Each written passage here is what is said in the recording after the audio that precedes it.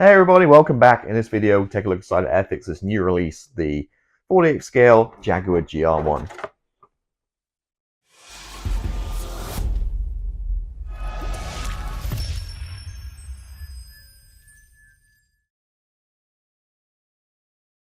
So here it is, hotly anticipated 48 scale Airfix Jaguar GR1 or 1A. Now, this just arrived in the US. I know our friends in Europe received these and built them a couple of months back, right? And I'm sure there's all kinds of YouTube channels ready, with videos on them and build videos. I've not seen any of them, so not open a box. So I don't. This is literally first impressions. So just got it. It's a big box for the small aircraft. Yeah, it's surprising how big this box really is. I'm going to open it up again for the first time. There was some plastic around the bottom. I just cut those tabs, and this is what we got. Some very large sprues and a very large box for what is essentially a pretty small aircraft. So, okay, plastic's a lot darker grey than I expected as well for some reason. Massive sprues, size-wise. Again, very well spaced out. So that's it. 1, 2, 3, 4, 5 plus clear parts of sprues, but they're really kind of double. They kind of really maximized it there.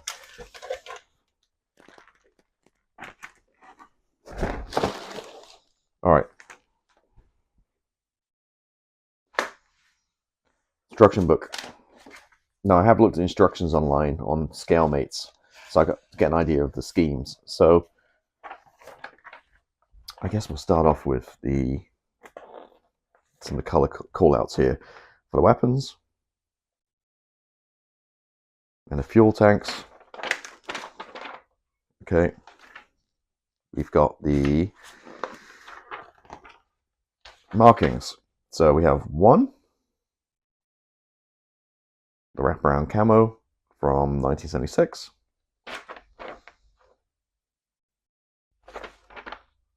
Sorry, that's D. C is the Desert Storm 1990s, 1991, which is one I'll probably do. And again, if you've seen my videos, the best desert pink for any RAF for Gulf War is the extra acrylics desert pink,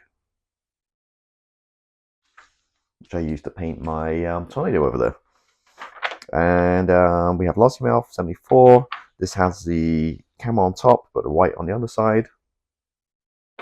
And finally, 6th Squadron, Cold Ashore, 1994, so the most recent one, and this is all wraparound camo as well.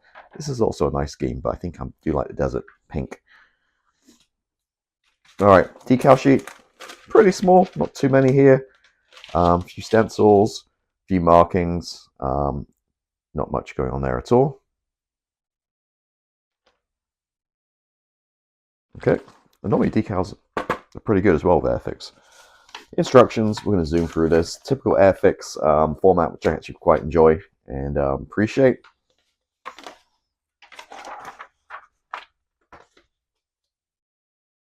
All right, so first up is remind, hey, before you put the pylons and weapons, make sure you put decals on, because the pylon goes over top of the decals. The pylons on upper and lower on some of these schemes. Pilot figure, from the image here, doesn't look very much, I don't know, it doesn't look very piloty, so we'll see. It doesn't look 100% accurate, but we'll see how it looks. The first page here is just decals really for the instrument panel and the seats, and then we get into it, building the seats. Quite a few pieces there. Sorry, move the camera slightly here. There we go. So better. There we go. Looking at the nose section, which is separate. Let's go for this real quick here. Then building up the fuselage. I do appreciate the Airfix. They lately do like little, tips. So build in sequence, do not glue. They have little jigs included. Do not glue, so jig. Pegs, hold it for 60 minutes for dry. Drill some holes. So I love the way the instructions are compared to like Edward, which I don't like at all. These are very nicely presented. and easy to follow, especially for a beginner builder. Going through here, it looks like we're working through the exhaust nozzles, then the pylons are going upper wings, which looks a little bit weird.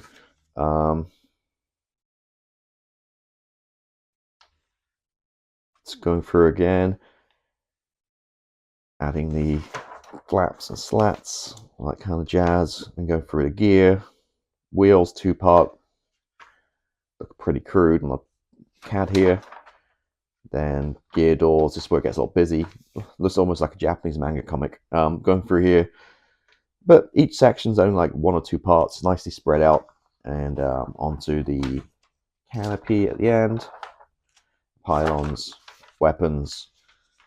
What do we have here? Not too much in the way of weapons. Should refer to this, right? We have a sidewinders.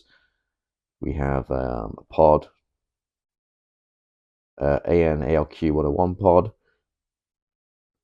various colors, whether you can do desert or that.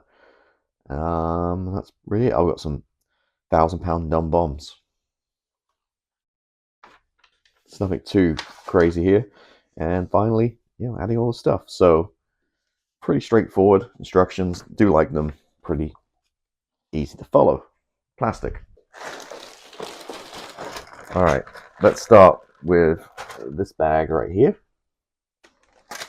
Okay, we've got a few things in here. So firstly, we have the fuselage sides, and off the bat, let me turn a different light on here. Just got a bit of a shadow. There we go.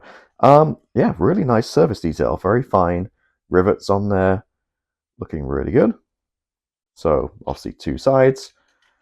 And you get an idea of the size there too. Just a nose section to go on.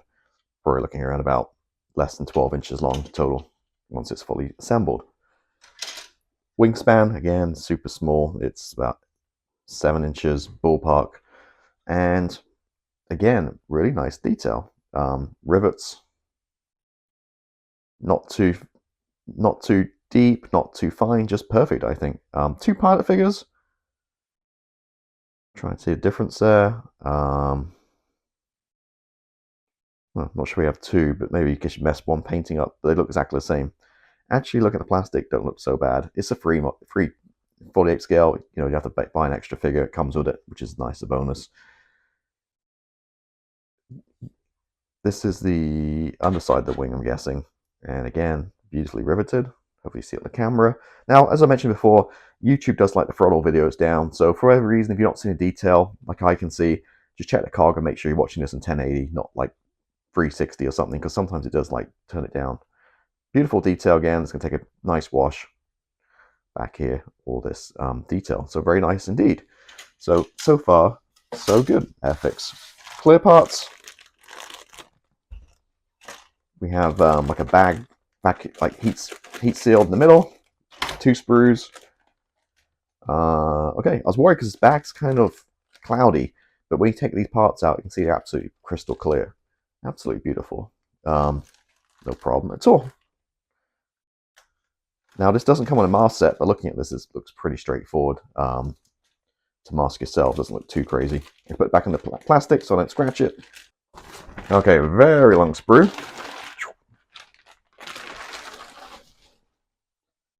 And what we have here, no section. Okay, very cool. Very spread out, as I mentioned earlier. Instrument panel, nicely detailed.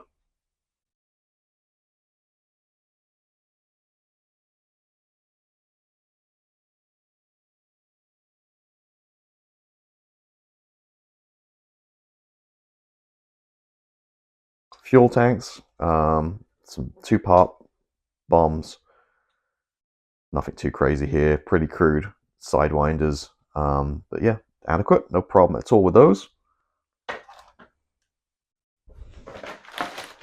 And the final bag, again, a massive bag. Like, look at the size of this bag. It's like a trash bag.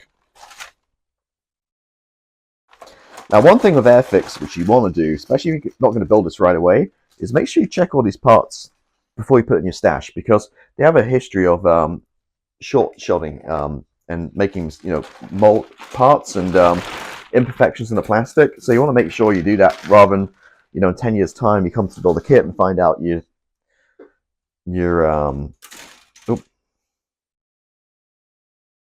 your parts are missing, like damaged and stuff. You can't get further parts. Now we're looking at this. This is just coming part of my hand here. There's basically 3 sprues. So you have F, you have E, and you have G. I'm running out of space here. Okay, E. Just some very small parts here. Various parts. Nothing too much to talk about there.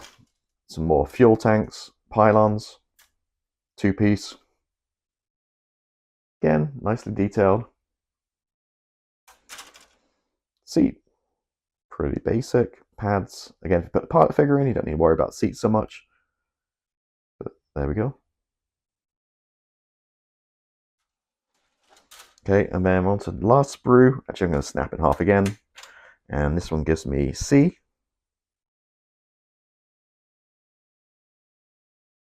Again, rivet detail, really nice. Fan blade's pretty crude. Exhaust, pretty basic, but probably get away with it. All these wheels,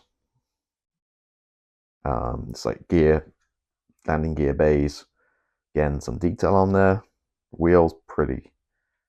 I think the scale would be okay. Nothing too crazy there with detail-wise, but again, this is only 48 scale. And again, some nice detail down there as well. All crisply molded. Let me run through these sprues all one more time, just to make sure. Don't see any issues. I don't see anything here. This is my main one. Everything looks like it's molded correctly. No flash. Just checking again. The shape, okay, I think we're good.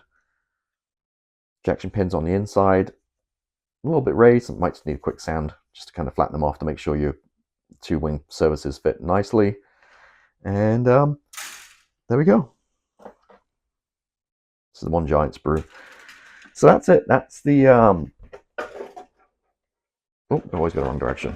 That's the Airfix Jag. Now, it looks a really nice kit. It looks pretty simple, straightforward from what we've seen there parts-wise. Looks like there's a few sprues, but actually, as you see, there's like 3 of them joined together. So when you break them apart, you get a few extra sprues to work with, extra plastic.